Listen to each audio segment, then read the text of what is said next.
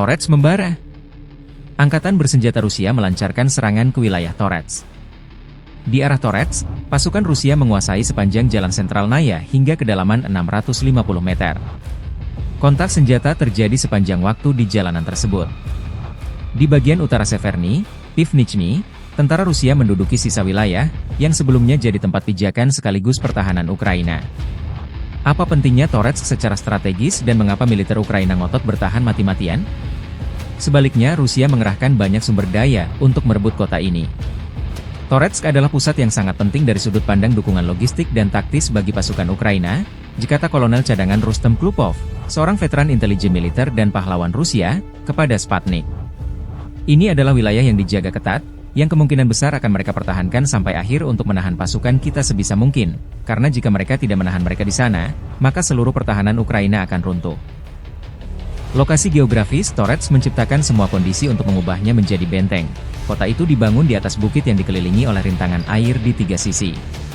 Tekanan ke arah Torets telah meningkat sejak musim semi, seiring dengan pasukan Rusia yang bergerak maju menuju Pokrov dan Slaviansk. Tujuan akhirnya adalah untuk mempercepat pembebasan DPR.